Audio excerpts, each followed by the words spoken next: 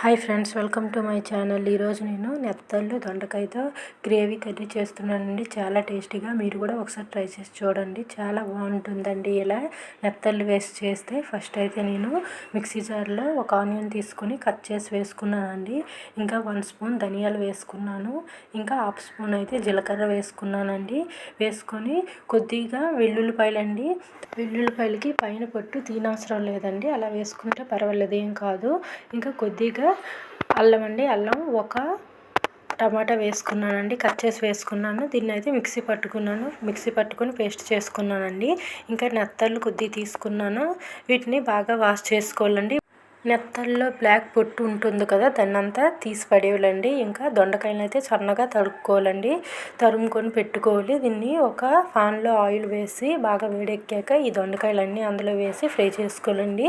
First అయితే నార్మల్గా వేసి ఫ్రై చేసుకోవాలి. కొద్దిగా ఆయిల్ తీసుకుంటే ఫ్రై అయిపోతుందండి. దొండకాయ తొందరగా ఫ్రై అయిపోతుంది కదా. చిన్నగా కట్ చేసుకోవాలి.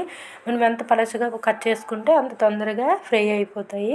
దీనికి కొంచెం సాల్ట్ అయితే వేసుకోవాలండి, తొందరగా ఫ్రై అవుతుంది. అందుకోసమని ఫస్ట్ అయితే నేను కొంచెం సాల్ట్ ఇంకా కొద్దిగా పసుపు కూడా వేసుకున్నానండి. వేసుకొని కొద్ది టైము ఫ్రై బాగా అవనివ్వాలండి. దీన్ని ఫ్రై అయితే అప్పుడు మనం తర్వాత అందులో వేసుకుంటే చాలా బాగుంటుందండి టేస్ట్ అయితే.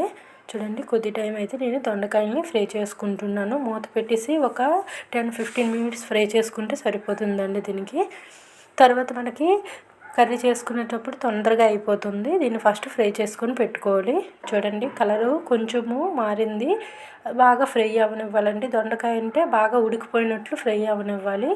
పచ్చిగా ఉంటే మనము కర్రీ వండే టేస్ట్ బాగుండదు. అందుకోసమని బాగా ఫ్రై అవనివ్వాలండి. చూడండి, ఫ్రై అయ్యాక ఇలా అయ్యింది. మనకి ఫ్రై అయ్యేటప్పుడు తెలుస్తుంది కదా. ఇలా ఫ్రై అయ్యాక దీన్ని వేరే బౌల్లో తీసుకోవాలండి. తీసుకొని మళ్ళీ కొంచెం ఆయిల్ వేసుకొని నెత్తలు ఎక్కువ టైం ఫ్రై అవనవసరం లేదు. కొంచెం టైం అండి, 2-3 మినిట్స్ ఫ్రై అయితే సరిపోతుంది. దీనిలో కొంచెము పసుపు అయితే వేసుకొని, చిటికెడు పసుపు వేసుకుంటే సరిపోతుంది. దీన్ని బాగా ఫ్రై అవనివ్వాలండి. చూడండి, నెత్తలు అయితే తొందరగా ఫ్రై అయిపోతాయి. కొంచెం పసుపు అండి, ఈ స్మెల్ పోవడానికి, నాన్ వెజ్ స్మెల్ ఉంటుంది కదా, ఇవి పోవడానికి కొంచెం అయితే పసుపు వేసుకుంటే స్మెల్ పోతుంది. చూడండి, ఇలా కొంచెం టైము ఫ్రై అయ్యాక చూడండి ఎలా ఉంటుందో చూపిస్తా.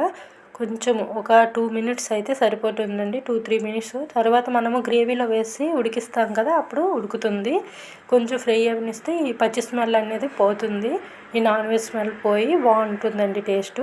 ఇవి కూడా వేరే కప్పులో అయితే నేను తీసుకుంటున్నాను. తీసుకొని తర్వాత మళ్ళీ కొంచెం ఆయిల్ వేసుకోవాలండి.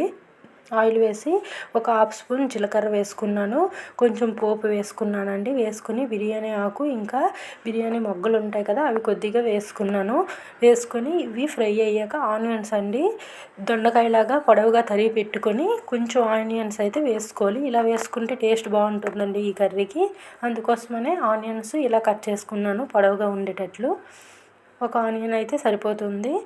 ఇది కొంచెము ఫ్రై అయ్యాక కొంచెం అయితే కరివేపాకు అండి, పచ్చి కరివేపాకు వేసుకుంటే స్మెల్ మంచిగా వస్తుంది. కొంచెం పచ్చి కరివేపాకు వేసుకుంటున్నాను.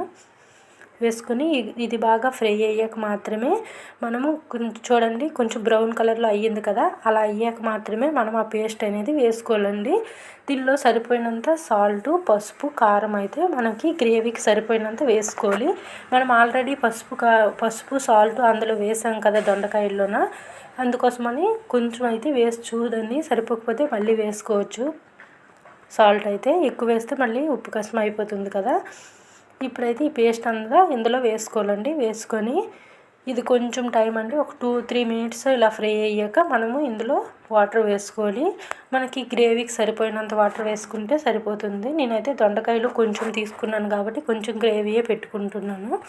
మీకు కావాలంటే ఎక్కువ దొండకాయలు అయితే కొంచెం ఎక్కువ పేస్ట్ చేసుకుంటే మనకి గ్రేవీ ఎక్కువ వస్తుందండి. చాలా బాగుంటుంది. రైస్తో అయినా చపాతీతో అయినా ఇలా చేసుకుంటే. చూడండి, కొంచెము ఇది ఉడికేటప్పుడు మనం ఇందులో ఆ దొండకాయల్ని ఇంకా నెత్తల్ని వేసుకోవాలండి. వేసుకొని కొంచెం టైము ఉడికనివ్వాలి. అప్పుడు బాగుంటుందండి టేస్ట్. చూడండి, చాలా బాగుంటుంది టేస్ట్ అయితే ఇలా చేసుకుంటే. నెత్తళ్ళు వేస్తున్నాం కదా, అందుకోసమని దొండకాయలు అయితే చాలా బాగుంటాయి. చూడండి, ఇలా కొంచెం టైము అయ్యాక, అది ఉడికాక, గ్రేవీ అంతా ఉడికాక ఇవి వేసుకోవాలి. ఇవి ఆల్రెడీ ఫ్రై అయిపోయి ఉన్నాయి కనుక తొందరగా ఉడికిపోతుందండి. చూడండి, ఇలా మొత్తము బాగా కలుపుకొని మనకు కావాలంటే గ్రేవీ మరి కొంచెం వాటర్ వేసుకోండి.